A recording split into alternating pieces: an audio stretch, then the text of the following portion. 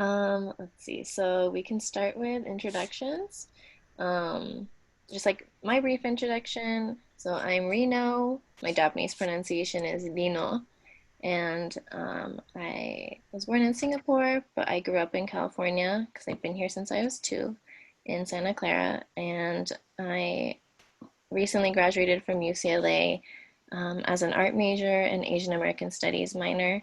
And I'm the current Getty Media Arts intern at the Japanese American National Museum. And my pronouns are they, them, theirs. I'd appreciate it if you also state your pronouns too.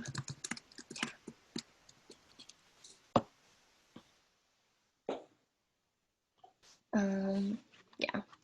Reiko and Mitsuko, do you want to do like short introductions?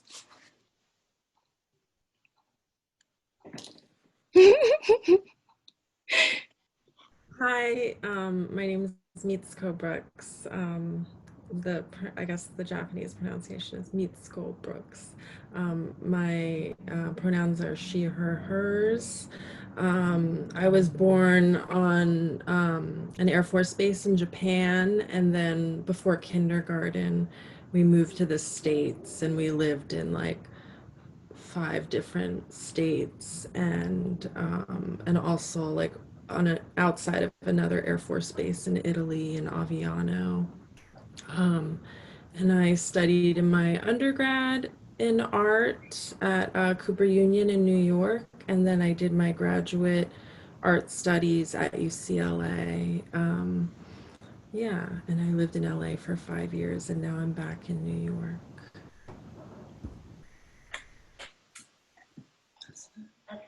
Thank you. My name is Reiko Fuji. That's the Japanese pronunciation, sort of. I guess it's Reiko, because the Japanese pronounce ours as L.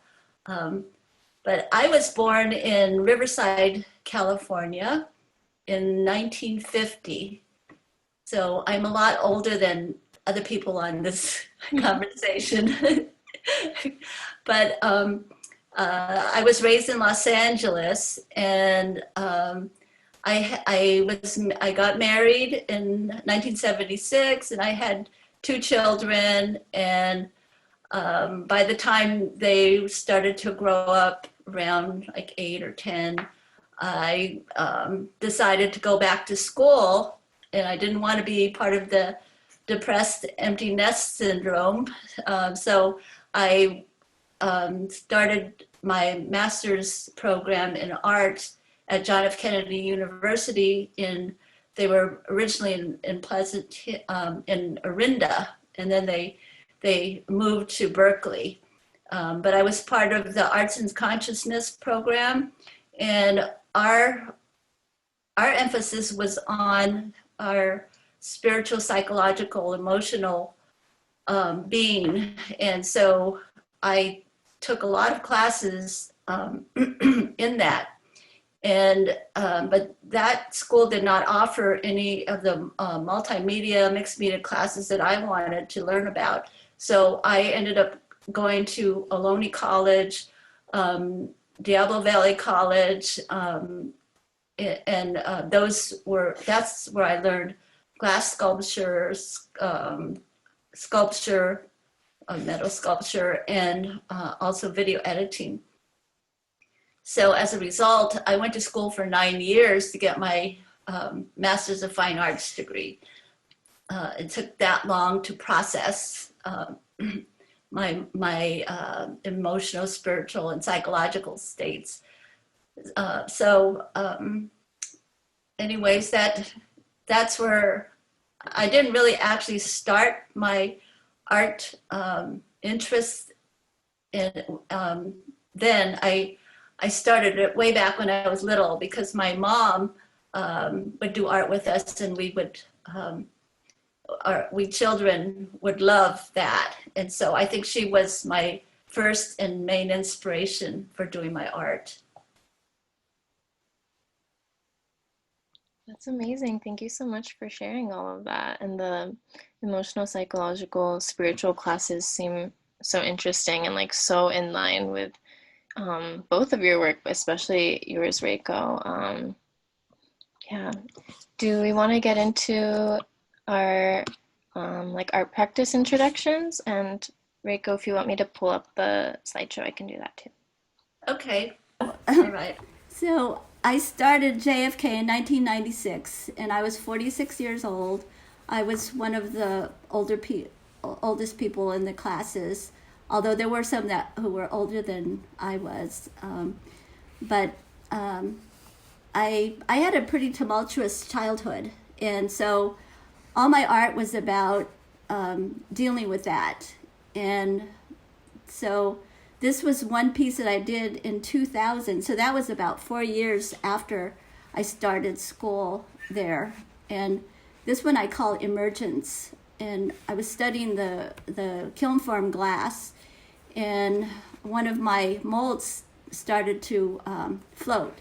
So I ended up making a whole series about it because it was interesting, and it seemed to reflect the way I was feeling at the time, which was, it actually originally went the other way, where I felt like I was up and then I was drowning. And I was quite depressed at that time. And the therapy, the arts and consciousness program, that all helped me to deal with the depression that I had. And so now the images are going back up. So it's starting from like I was feeling like I was drowning, and I was coming back up. So that's what I did in 2000, and it was getting closer to when I was going to graduate in 2004.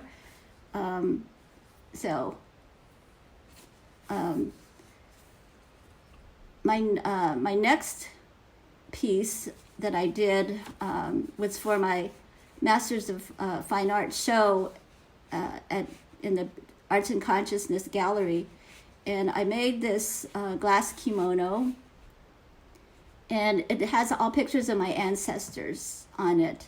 And I went to Japan. I wanted to visit the towns of my ancestors, and I wore this on the pier where my father used to play when he was in Japan. And so this now shows that I've gone from the personal to my family. I'm doing art now about my family, whereas before it was really about my my depression and my insecurities and my low self-esteem and all that. So now I've moved on to be able to study about my family and make and make art about my family. So this is where the glass kimono,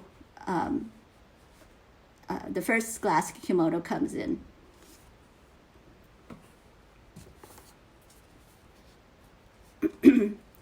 Okay, so this is, it's called They Might Be Spies, and this was done in 2004, and I made this for my MFA show, and it shows that it's about my family, again, because all these clothes were worn by my relatives while they were incarcerated during World War II. So now I'm talking about the Japanese American experience in the history of the Japanese Americans as part of American history. And so I'm moving on now from the personal to the family, and now I'm coming to the community, to the Japanese American community.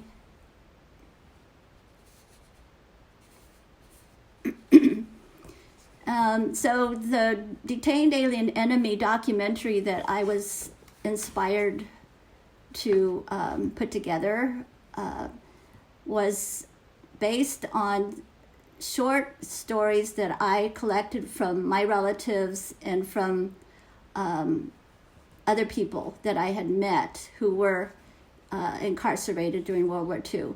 So I interviewed several people. Some of them were my relatives, some were from a Berkeley writing group, and they were very inspirational for me because they let me use photographs, personal photographs that they had from when they were incarcerated, and they were freely telling their stories. So I extracted maybe 2 to 5 minutes of each person's stories, and I made a documentary about it. So now I'm coming out more into the Japanese American community.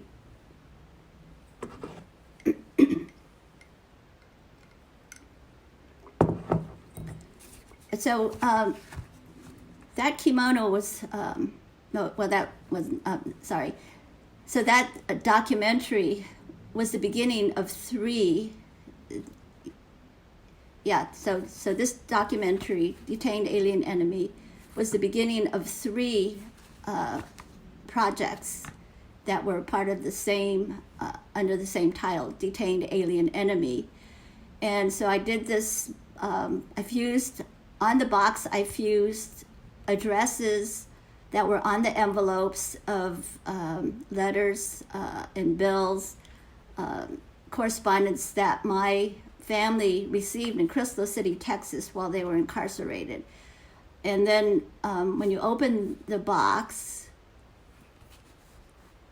I call these bottled up memories, because I took some of the photographs that they shared with me, and I fused them onto the glass jars, the recycled glass jars, and I put water in them so that their images could be magnified. And each one of those has a story behind it. Like, for instance, the middle row on the left is my Auntie Haru, and she was part of the Girl Scouts while she was incarcerated. And then the top row, the second to the left, shows a picture of my uncles and my grandfather. And 2 of my uncles were in the Boy Scouts while they were incarcerated. So each bottle has its own story. So this is another kimono that I made, and it's also called Detained Alien Enemy, because that's actually what was stamped on the envelopes of the letters that were received in the camps after they were censored. So some of the words were cut out, and then the envelopes were, they were first cut open, and then they were censored, and then they were stapled back together, and then they were stamped Detained Alien Enemy Male Examined. And that's where I got the name of this series.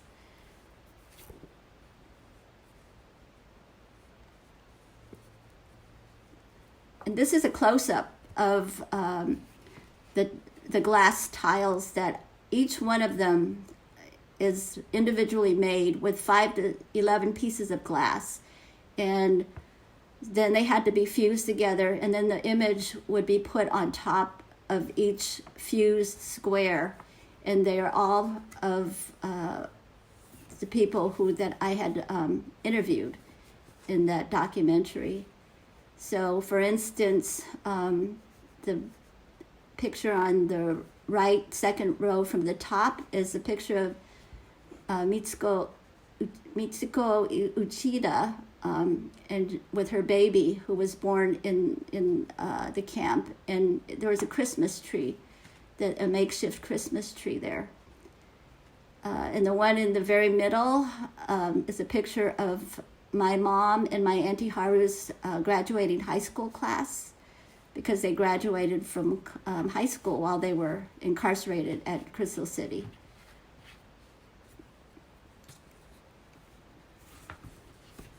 So now we're coming to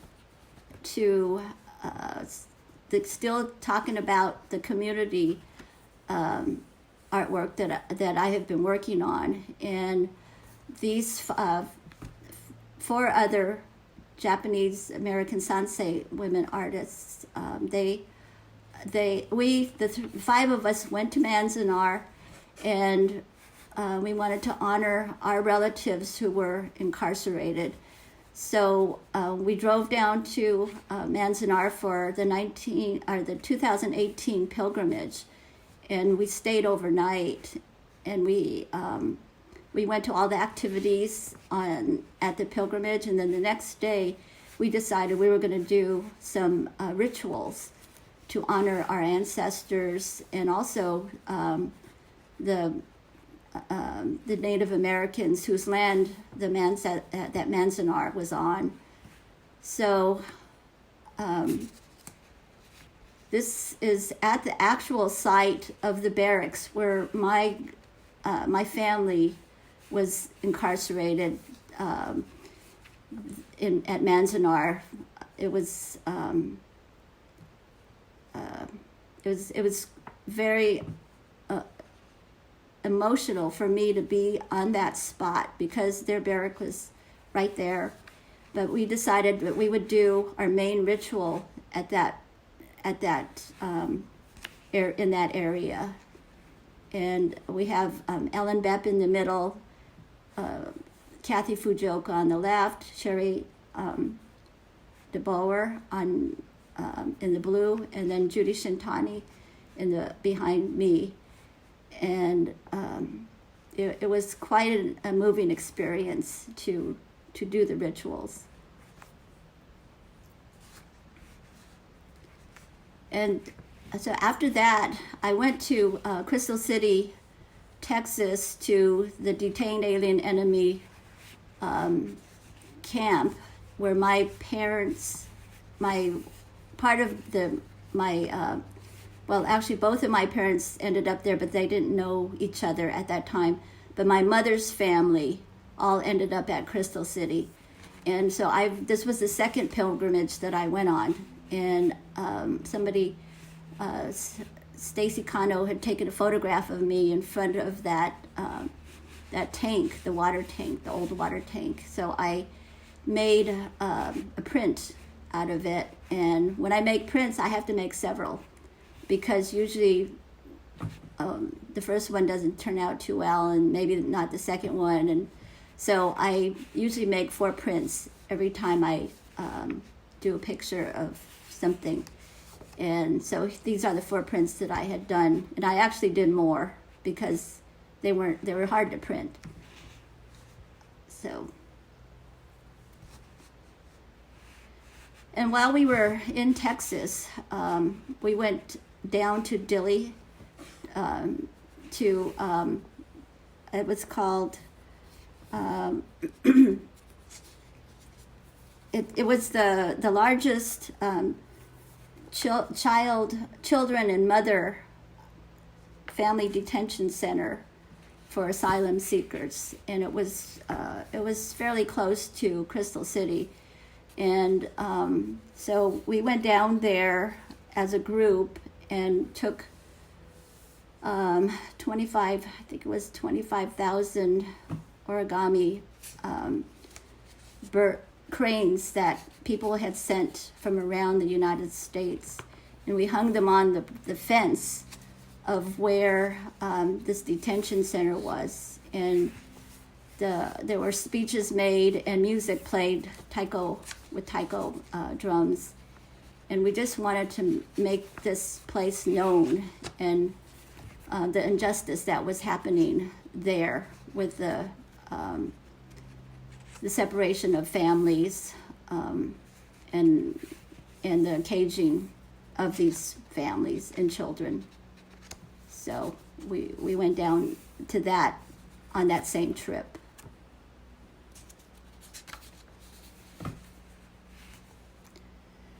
These are vote pins that I had made with some friends last year, and not last year, sorry, it was the year before, the 2018 election. And that was the main thing that I was doing for the elections. It was I was giving some workshops on making these pins, and I ordered 1,000 of the one that says "Care Enough to Vote," and that was designed by my cousin Susie, and I distributed them wherever and I really wanted them to go to first-time registered voters, like college students. And so they were distributed to them, and they went to different states too. So that's kind of what I was doing for the election in 2018. And okay, so then I was asked by the Asian American Women's Artists Association, which is where Mitsuko and I met, to if I could make an installation for their Agriana show in San Francisco.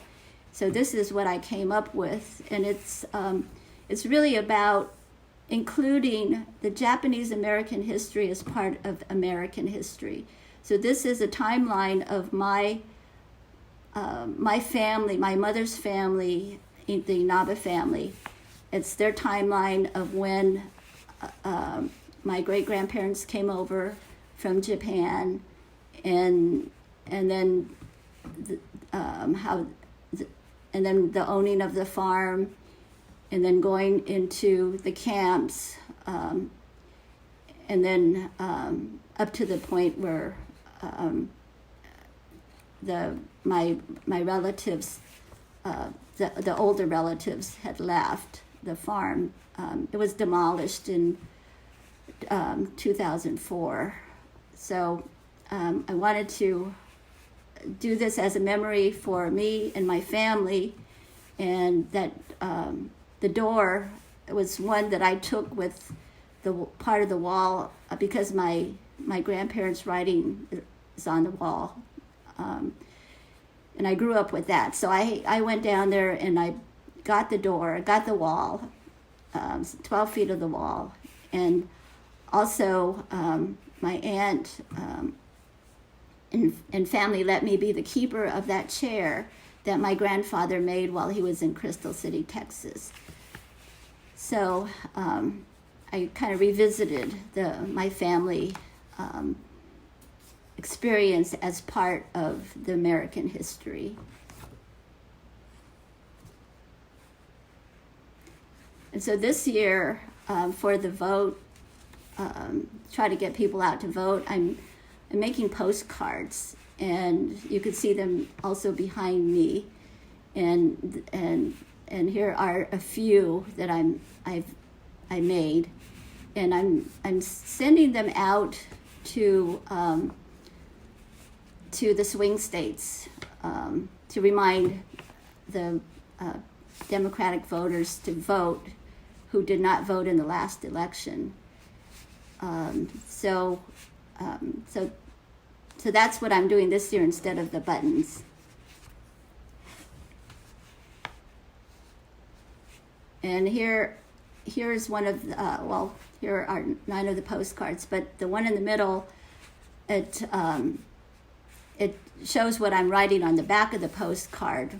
And it's different though. It's hard because it's different for, each state has their own rules. So this one was really made for California.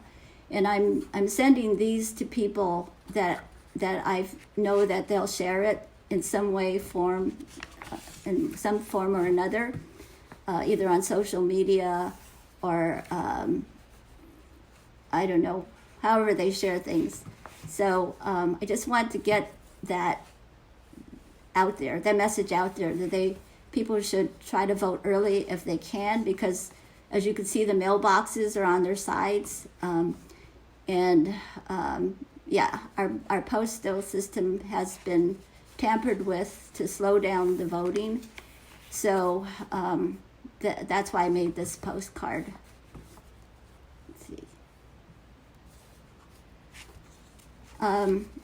This is another print that I made for, it's of John Lewis, and one of his very powerful quotes, which is, "The vote is precious, it is almost sacred, it is the most powerful non-violent tool we have in a democracy." And that is absolutely true. So I have made several of these cards too to send out.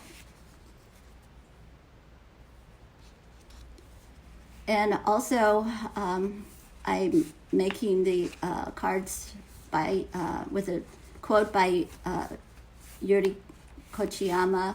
Our ultimate objective in learning about anything is to create and develop a more just society. So she was very much an activist, and she was actually honored by the White House in 2014, and they said that her life to the pursuit of social justice, not only for the Asian American and Pacific Islander community, but all communities of color. And that's what she was fighting for. And she was the one who was holding Malcolm X when he was shot and died. And I think a lot of people remember her for that, but she was very active, very active as a political activist. And now I have some pictures of Mitsuko's art that is just beautiful. It's so honored to receive it, and actually had another piece besides this one and the other one that I'm going to show you. But I had a flood in my studio, and I can't find it now because I threw everything in boxes, and once I clean it up, I'll be able to find it.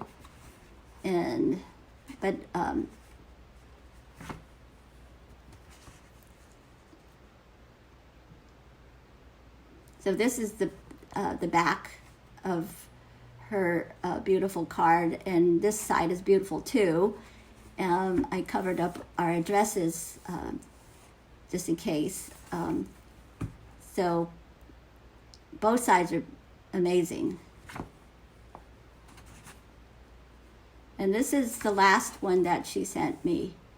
I couldn't believe it. Usually when I send something that I think is precious, I usually put it in an envelope, and she sent it out like this. And it took, I think is this the one that took 3 weeks to get to me? Anyways, it kind of was a little bit falling apart when I got it, so I glued it back together. And I first thought, I wonder if she meant for it to fall apart. So I had to make sure that was okay for me to glue it back together. But her calligraphy is just gorgeous, and she talks about what's going on with her at the time. And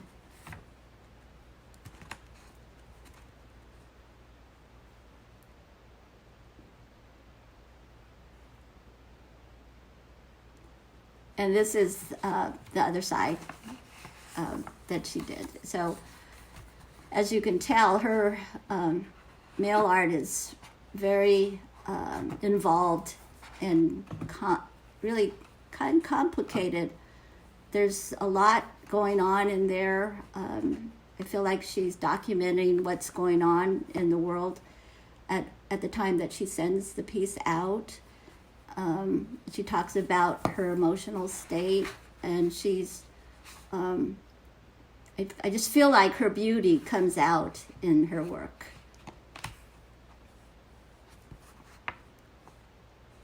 And this is what I sent back to her.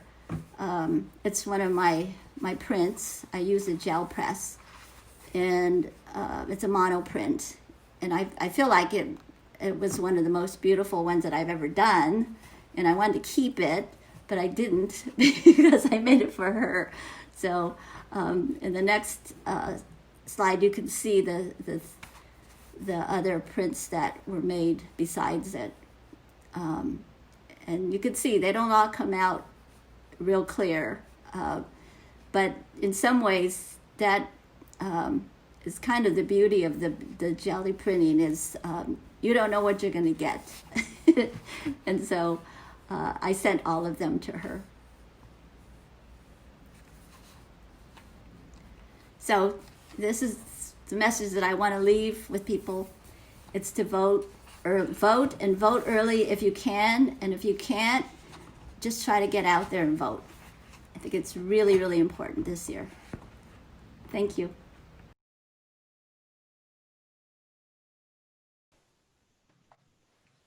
Thank you, Reiko. I love that you ended off on sharing Mitsuko's work, because I feel like that's a great segue. But I also just wanted to acknowledge how much I admire that you are so fluent in so many different mediums. And yeah, you have like a really wonderful way of like interweaving your both like your personal struggle and then like looking back into the past and like looking at your family history and connecting that with yeah, like other Japanese American communities. And I didn't know how involved your work was with like how collaborative your work was too. Because for the mail art, I would, you know, obviously knew that it was in collaboration with Mitsuko, but yeah, seeing how you include like other Japanese Americans to tell their stories too is really wonderful. Thank you. Okay.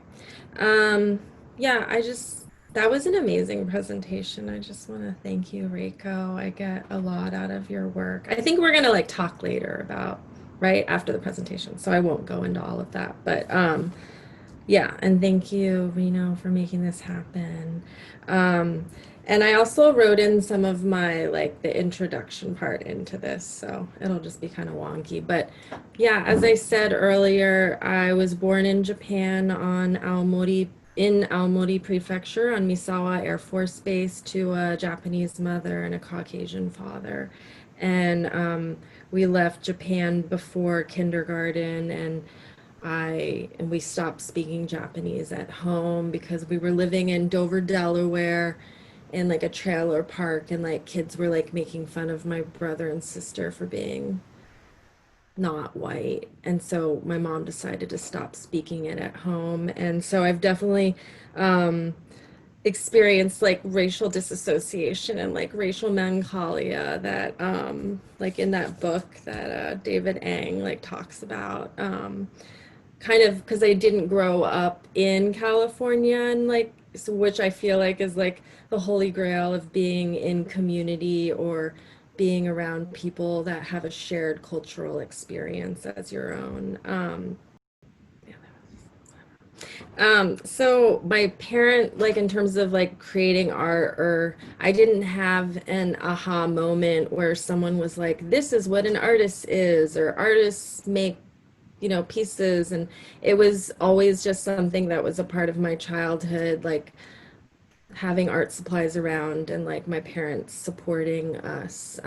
Even though we had like a turbulent childhood, like it was always like, just make and have an expression and don't overthink yourself while doing it, which art school totally kind of ruined that.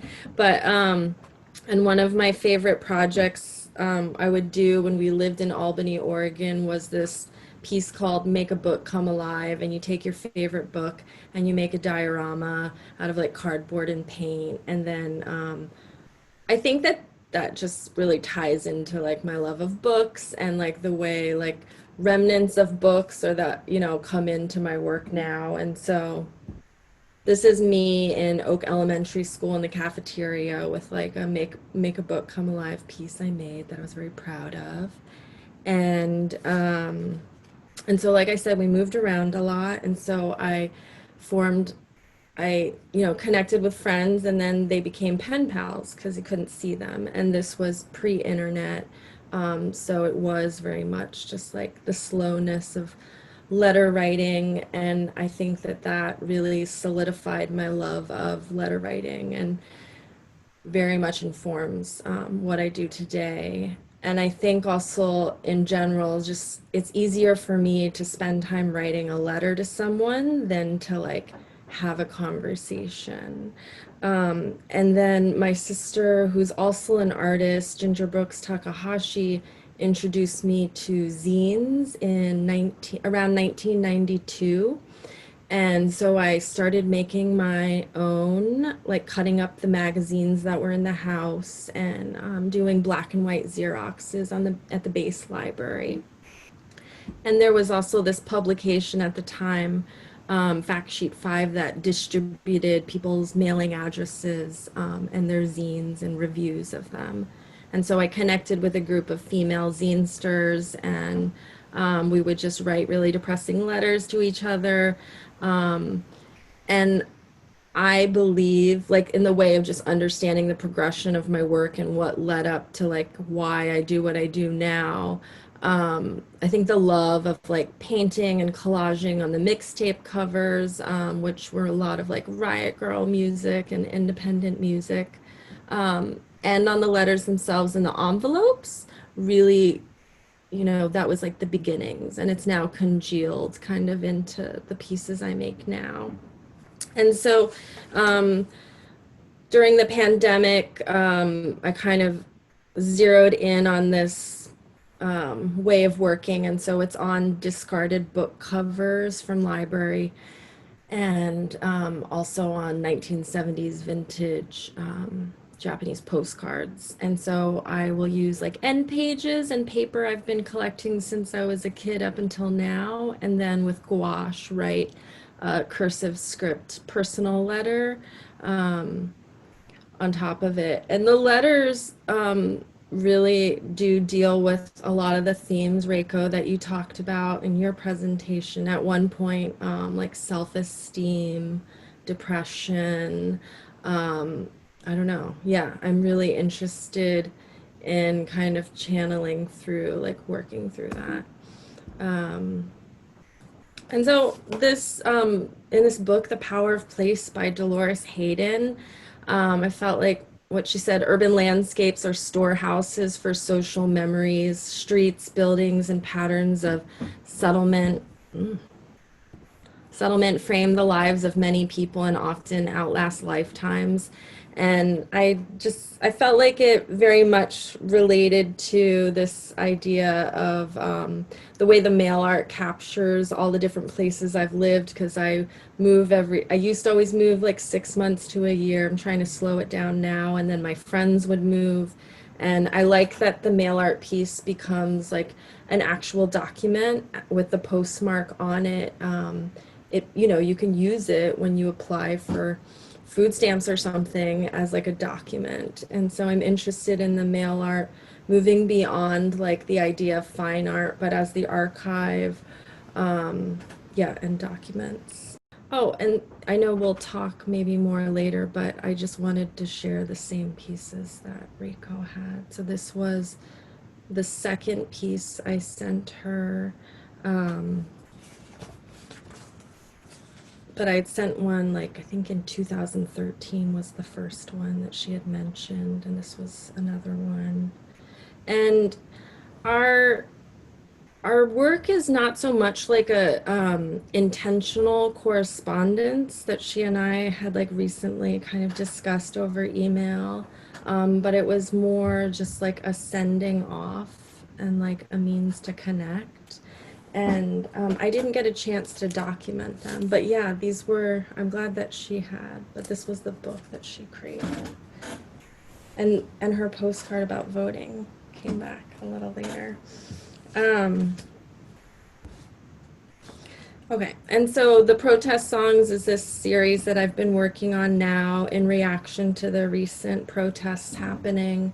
And it all started because AMWA, this art design activist collective based in Los Angeles that I was involved in, asked me to donate a piece for their Watts Community Core fundraiser. And originally I thought, I could just create one of my handwritten letters. But then I also at the same time was watching my friend's Instagram story at a protest in the West Village, and they were just it was predominantly white group of protesters, which I know is the usual, but it felt very like inspiring and shocking when they were saying white silence equals violence, like over and over, and I just kept watching it. And then I was like, why don't I just make a piece about this instead? And it was a very quick turnaround because I didn't do a lot of the collaging. And that was like the beginning of it. And it moved on, this series, to some protests that I've attended and some that I have not. Like this one I did, which was outside of the Brooklyn Museum, and this is the activist Raquel Willis on June 17th. And I felt, in hearing her words in person, very moved, and then also just, reading them on someone else's like reshare of it, very inspired and wanting to share those words out. And so I created quite a few pieces, of that. And so also the cardboard signs that people make when they go to the protests and share, which is very inspiring. I like the power of direct language that is used in these protest signs. I think maybe it's a upper class thing where people learn to speak with like coded, subtle language, and I myself have never understood how to do that. And so I think that there's something about these protest signs that internally I just like revel in, but also, know that it speaks on like many levels, and the importance that it's giving a voice for what is happening and what is not okay and what has always happened. But also the authorship is, kind of confusing and complicated because I don't know who made that sign, "Your anger is a gift." And there is no way for me to find out. So I try to cite, I ask my friends' consent when they share it and I use it, or if it's a stranger and I cite them, and the name of the protest, the location and the date if I can, but it's not always available.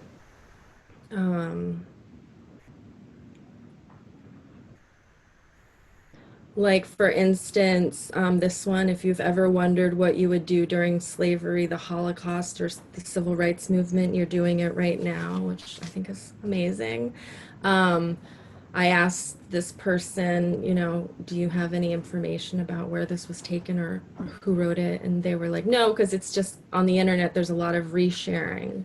But then, like, in digging further, I found out that there was actually a blog post written by Maya Bird, and I tried to contact her and couldn't. But I'm fascinated by who wrote it and like who gets the credit for writing it, and then it becomes complicated about what authority do I have to share these people's words, and if you're making money off of it, that's another complication. And one way I dealt with that through having like conversations with people is, at one point I was taking all the funds I was getting for make some strangers that were asking for pieces, to donate them back to different groups that I had selected, like Glitz and the Black Trans Travel Fund and the Emergency Release Fund and the Trans Women of Color Survival Fund and others. And if anyone wants to see receipts, I'm happy to share that with you, because that's like a whole nother level where I've heard of people saying they we're sharing that money back and not. I have subsequently stopped, redistributing funds because of my own financial experience. But so there were others I made, and there's just like, one of the many videos that were inspired. Fight for freedom! It is our duty to fight for freedom! It is our duty to win! We must love and protect one another! We must love and protect one another! We have nothing to lose but our chains! We have Yeah, I don't know, just seeing all of those. And so I made this piece about that, and it's even interesting that the chant that was spoken was, the words from Asada Shakur's autobiography, and I don't know the name of the woman that was leading the group in that talk. So again, like, I'm just always worrying and wondering about authorship. And so I have a lot of complicated feelings about this project. And then So, yeah. And so I'm going to end on this piece, which was postmarked kind of recently on August 2nd. And it's interesting because, you know, things have changed since then, and it's not that long ago. Like Brett Hankinson has been fired for the murder of Breonna Taylor, but he's still, well, and then two of the others were taken off street duty, and the no-knock warrant has been set in place, but they're all receiving income. And so there's just like, there's still so much that can be done. And thank you. Thank you, Mitsuko. It's really helpful to hear you talk about like growing up, you would write letters to keep in touch with friends, like as pen pals, and like hearing that background and like understanding why you have such a commitment to this like practice of mail art specifically. Yeah. It's so exciting to hear both of your like artist talks back to back. Um, yeah, because I feel like both of your mail art is like a call to action, but like in a sense, I feel like because it's like a physical, like material thing that like someone you know has made, it feels like a lot more, I don't know, like personal and like, and that's like how it should be, is like we should be caring about these issues in a way that like affects us personally too. And it's like not just like a political matter, but like it is actually, you know, something that affects all of us. Um, Obviously, like not in the same ways, but like, yeah. Let's see. Mitsuko, I had that same um, uh, problem about trying to give somebody credit for a picture or a quote or whatever. But I, I think it was great that you were donating money to organizations, because I would imagine that most people would want their you know, their quotes out there, even though maybe you didn't get permission. Um, so, but that's a good way to do it though, where you might donate to an organization that would be related to wherever you got the picture. Because the Yuri Kochiyama picture that I'm using, that was taken from a video of her talking a long time ago, like in, I forgot, maybe 1986, and it was taken by Bob Shang. And I asked him for permission to use the video stills, and he gave it to me. And then I asked Audie Kochiyama, who is Yuri Kochiyama's daughter, if I could have permission to just distribute the image and also put it on Facebook and Instagram. So I'm perfectly fine with that now, and I feel so relieved. But the one of John Lewis, I don't know, I can't remember where I got that picture. It's probably some famous thing that somebody's going to notice. But oh well, I'll just deal with that when I can. I just feel like my intention is to carry on his spirit, and so that's what I'm doing. I'm not trying to make any money from it. I'm just trying to get the word out there to vote.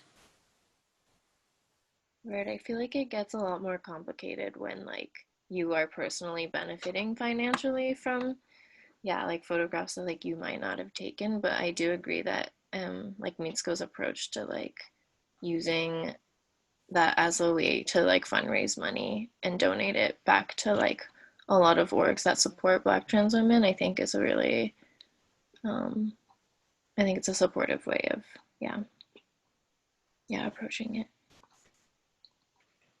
And Mitsuko, you were mentioning about talking about your emotional states in some of your work, and I have done that a lot in the past. I had a quite a tumultuous childhood, and so it's like, how do you deal with that growing up, and then the memories you have of it, and then you think about yourself as, well, how come I have low self-esteem? Why can't I feel like I'm worth something? What is it that caused me to be that way? And it took a lot of therapy and artwork, and studying really about my family history. Where does this come from? Why did my father treat me like that? Why was he authoritarian? Why did he seem angry all the time? And so it's, I really feel like if you can look at your background, it's really helpful to understand why you're the way you are now, or were, because I feel like I've worked through a lot of that. And of course, it's, around the corner, there it comes again. You think everything's fine and hunky-dory, and then all of a sudden something hits you. Somebody might say something to you that upsets you, and you think, okay, why am I getting upset? What is that all about? But I feel like it's a lifetime research for myself. You don't just take a couple classes and then feel like, okay, I'm healed now. It doesn't work like that. Usually you have to keep at it, just keep at it, and appreciate what you have now and so far, and appreciate all the people that support you and love you and treat you well, and don't get involved with anybody who is not like that. It's not worth it. So I really appreciate you saying all of that. And I'm glad you brought that up, because in listening to you talk about your work visually, I'm just really inspired by your work. But then hearing you say these similar things that you felt, or, have felt or went through, and it's almost identical to my lived experience and my history, minus like an actual family being interned at the camps. And so I don't know, it's almost eerie, and it just makes me feel like I'm really grateful for this talk, and like hearing about your work, and that the school of, what was it? The artist consciousness, and arts and consciousness, and the way you weave in the personal and the political into your work, like very clearly. I don't know, it really resonates with what I'm interested in doing, and then my own like personal daily struggles. And yeah, just really grateful for this. Thank you, Rena. Yes, thank you. Also, I just wanted to say, since we're like in the Q&A / like conversation part, we can stay like unmuted. Yeah. Am I unmuted? I think I unmuted Yes. myself. Yes. Okay. Maybe I was talking and nobody could hear me this whole time. Yeah. Okay. Yeah. In terms of, well, one of the questions I was thinking of, and this relates to like both of your work, being also like using art as like a tool for working through like depression and like anxiety, and I feel like during the pandemic, like it makes it so much harder, or like adds even more problems on top of like whatever emotional, like mental things we're like going through right now. And so I was wondering how you were both kind of navigating like this pandemic, and whether your art practice has like shifted. I mean, Mitsuko, it looks like you were producing like a lot of work right now. um, yeah, so I think I just wanted to, yeah, hear about how it feels to make art right now.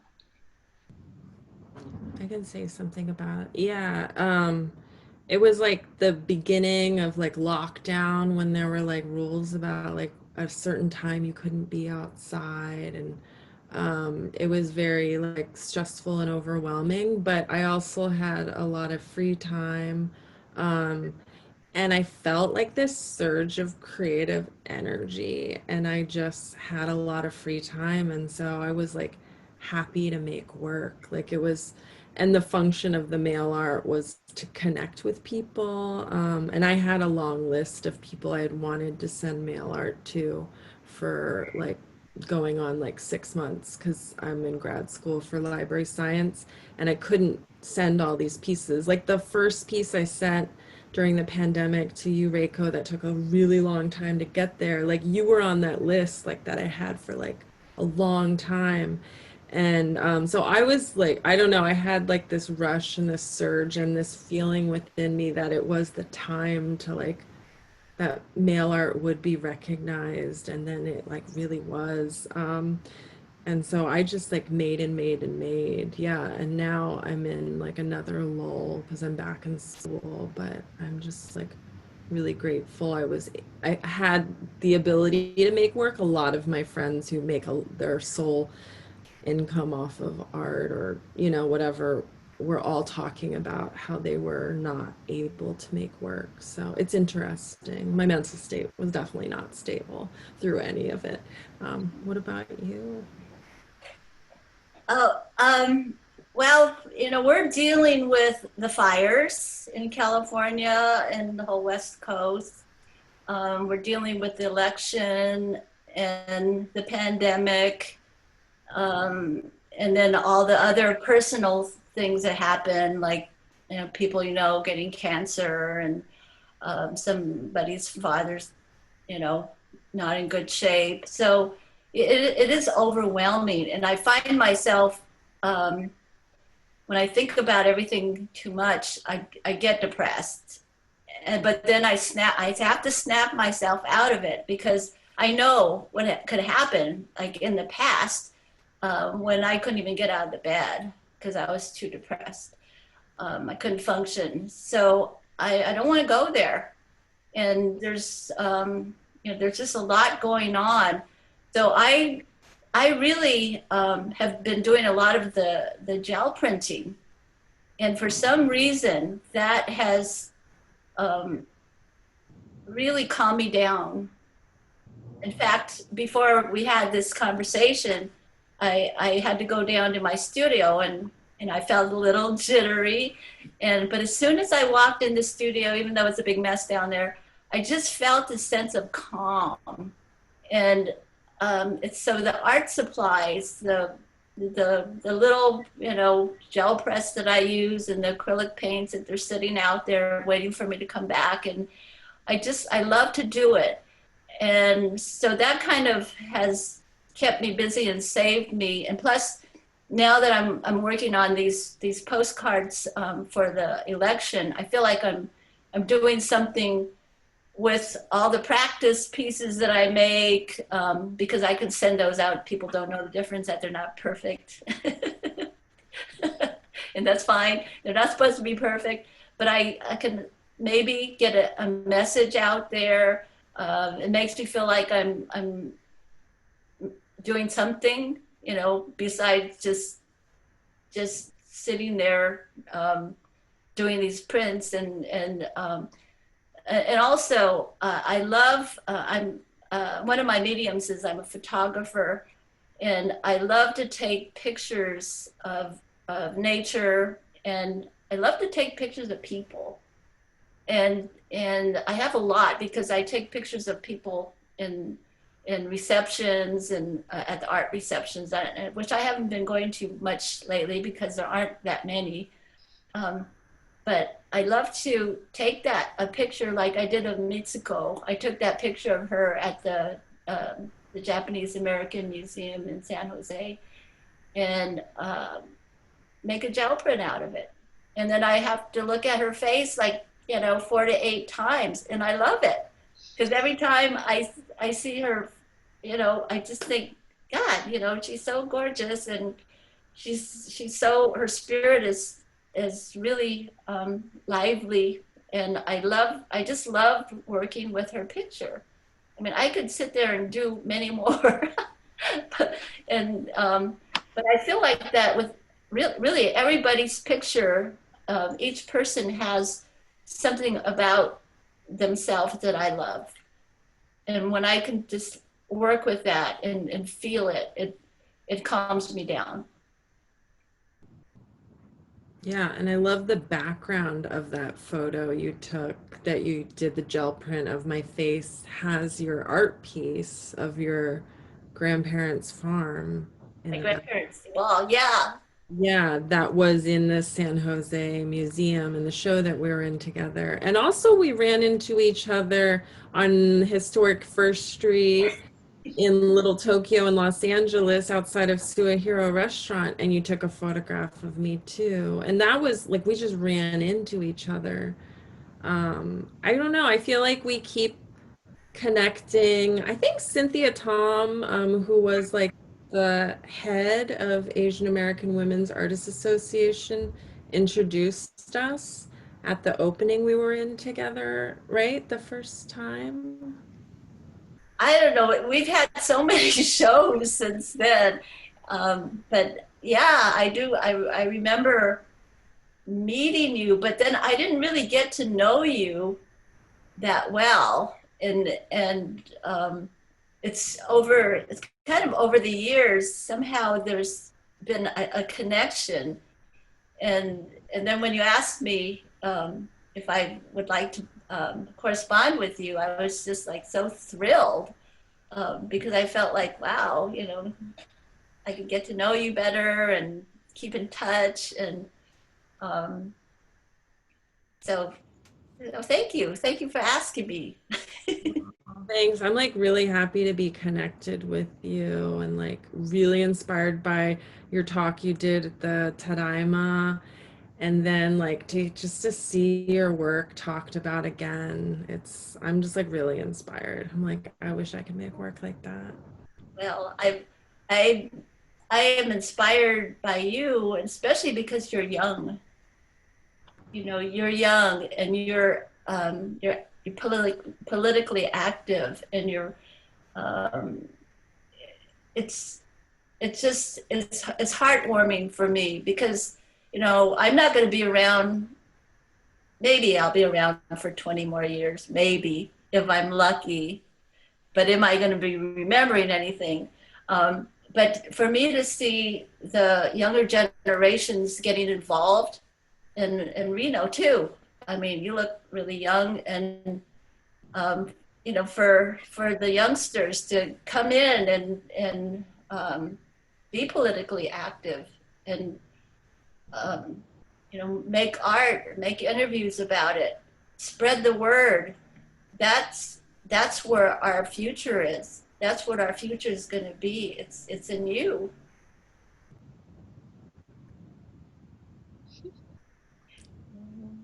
Yeah, I'm both so inspired. Yeah, I'm just so inspired by both of you, and the fact that you're still like producing so much work right now, because I feel like for me, in terms of my own personal art practice, it's been like pretty hard to like get back into the headspace of like wanting to make art. But um, yeah, I feel like you both like jumped into this gear of like, okay, yeah, like mail art makes so much sense right now to be like sending out. And both as like reminders to vote, but then also it's just it's a sweet reminder of like, hey, like I'm thinking of you like during this like really difficult time. And just like maintaining that emotional connection is really special, I think.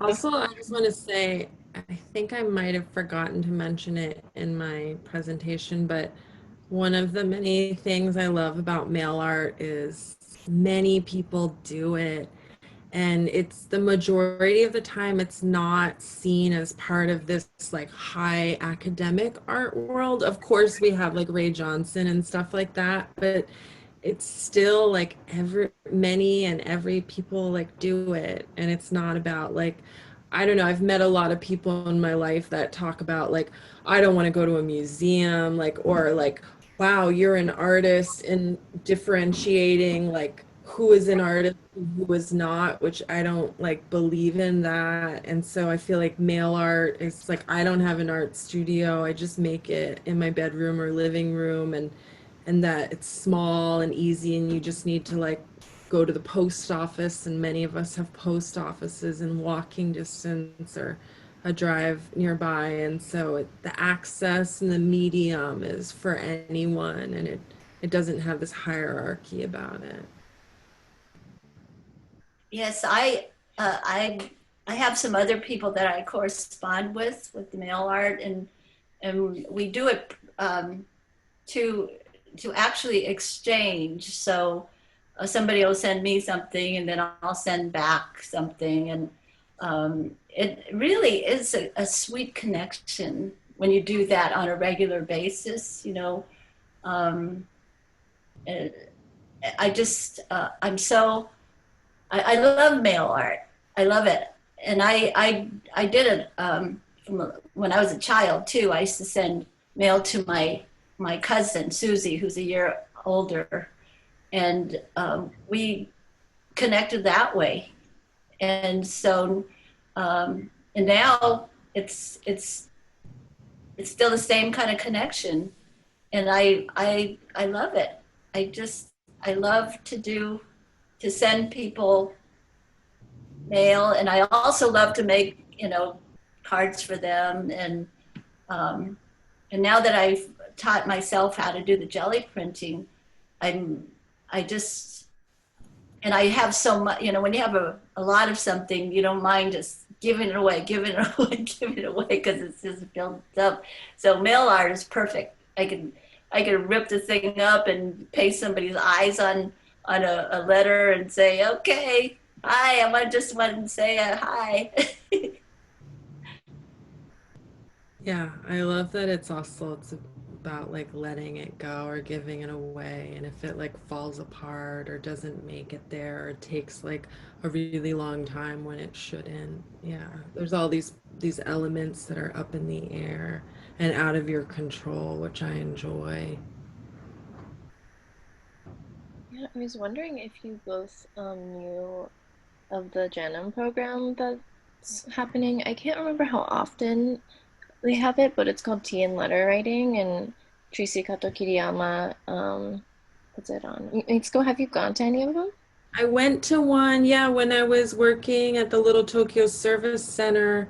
I think that she had she started them as part of her artist in residence. And yeah, I went to, it was amazing. She's like a great like advocate, artist and speaker. And yeah, I wrote a letter, and she had us read letters that other Japanese Americans that were interned wrote. It was powerful, and we sat in a circle. Yeah, it's great that you got to go to the one in person because it's definitely the program has definitely shifted like since we've gone into this pandemic. And um, Reiko, if you yeah haven't heard of the program, Tracy puts on like a yeah invite people to write letters while having tea, and most of the time the letters are sent to detention centers, or a lot. I think lately they've been choosing different organizations where they arrange like um, writing letters to people in prison, and so having different organizations like um, I'm not sure if they partnered with Black and Pink, but I think that, oh yeah, they did Power Blossoms, which is like a LGBTQ yeah organization that's dedicated to prison abolition and yeah writing letters to queer people in prison. But I felt like that program is like so in line with both of you. Um, and they'd probably really love it if you guys hopped on the Zoom call and yeah, it's definitely different than doing it in person, but like writing letters in community, even if it's virtually, is really, it feels supportive. Yeah.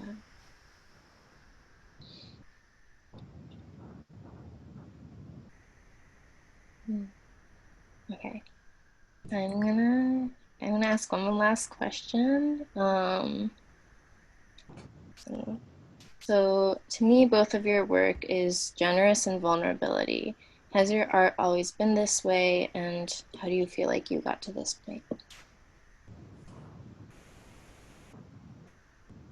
Go ahead, Mitsuko. Really, I was just gonna say, okay, I was gonna say you should go, but okay, then I will. Yeah, I feel like we talked about this and we kind of realized that there's a lot of the same like vulnerability in our works. And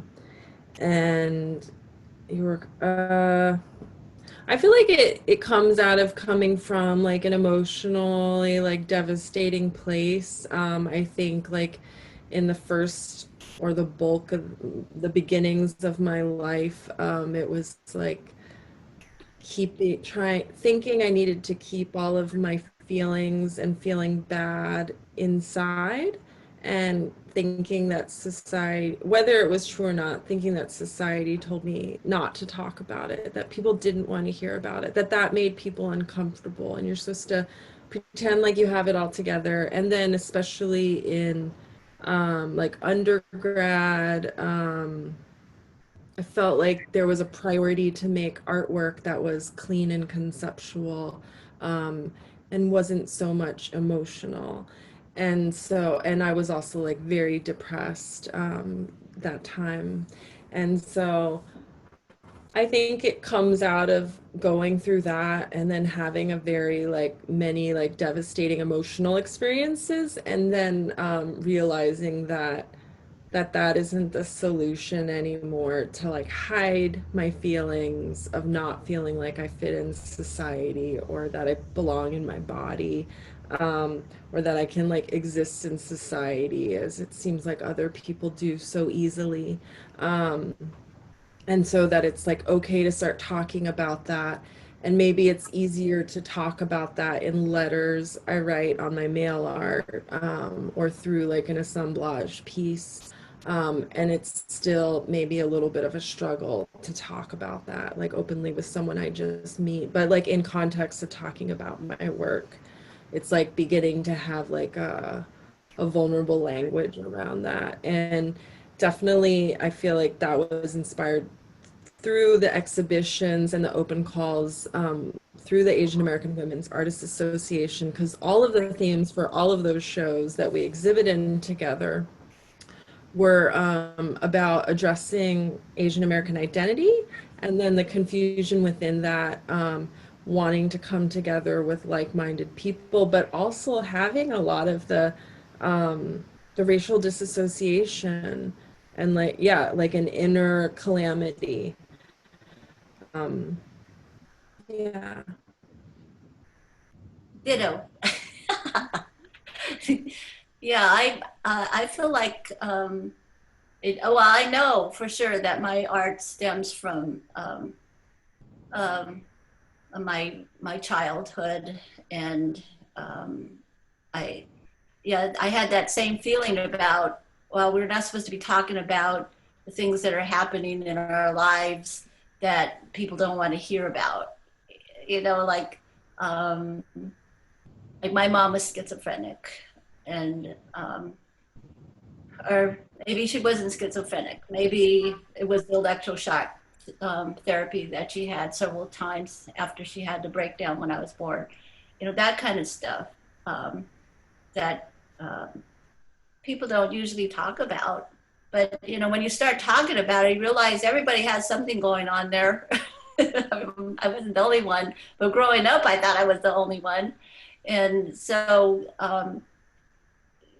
yeah, doing the artwork about it, it makes you face it and come to terms with it and realize that it wasn't my fault.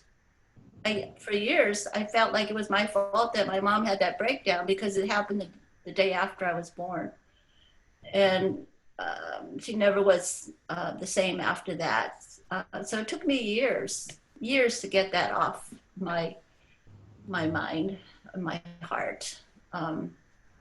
The, I mean, when you think about how ridiculous to think as a little unborn child and then born that it's my fault that something happened to her, it's but you walk around with stuff like that in your mind, and unless you get it out there and you examine it and you have a good people around you to support you, you could just feel like that for the rest of your life. And so, really, I think almost all my artwork really is about healing. It's about healing whatever I'm going through at the time, and what I went through before, and yeah. So that's kind of like Mitsuko. We are dealing with our childhood and things that have happened, and you know. Yeah, so powerful to hear you say that. Yeah, I have an immediate family member that has schizophrenia, and that has definitely impacted the way I see and experience the world and other people. And yeah, I just think about like the way your work addresses like the spirit kind of. Yeah, and you were talking about art and healing. Those are things that I'm very interested in through you like addressing or looking at or just thinking about when making work. And sometimes it's a little overwhelming. And I wouldn't say that it's like it's not a fix. Like because I'm choosing to make work about like art is healing, it doesn't mean like I feel better. And that's what's really kind of sometimes alarming and frustrating. And I also get moments where I'm embarrassed and like I almost don't, I feel uncomfortable putting my stuff, my emotional baggage like out there in the open and regret it. And so it's this strange like waves of feelings while doing it. But I feel kind of like called to do it. What about you? Yeah, yeah, really have no choice. But I'm glad you said that about that you don't feel better after you do your art. It's part of the process. Um, it's not like, okay, I made this picture of my mom when I was, when she was a baby. I mean, when I was a baby and she was holding me. And um, I mean, there is some healing in that. And I don't, maybe we have these aha moments too. But a lot of times, yeah, we'll do the art and I'm feeling better, but I got it out. And then over time, it's something that happens over time, I feel like, and for a lifetime. Yeah, and the artworks almost speak, I don't know about you, but they become like markers for remembering or recollecting or like working through that one issue that maybe 10 years ago I was too scared to even talk about out loud. Yeah. And Reno makes work that does what we're talking about right now. Hey, I didn't know anything about your work. Oh, yeah. I was like not expecting to talk about my art at all, but no, I appreciate you like mentioning that because I feel like a lot of what you both say like really resonate with me and like how I approach my art practice. And a lot of it is like journaling through like whatever it is I'm going through. And I feel like writing is more of like my daily practice. It's like something that I've been able to like continuously do. And then I work mainly in ceramics right now, and I feel like the forms come after that.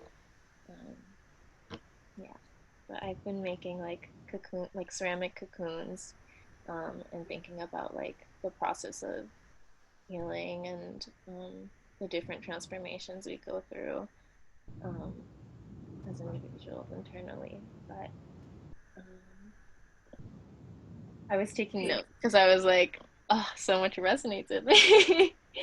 um, but I do, Mitsuko, I do hear you on like feeling like a lot of, like institutional art spaces can be kind of cold in terms of looking at things in like a really conceptual lens, and feeling like you can't show that more like emotional side. But I definitely want to affirm that I think it's so like valuable, and it's like I feel like both of your work is so generous and in that emotional aspect, and it's so important, I think.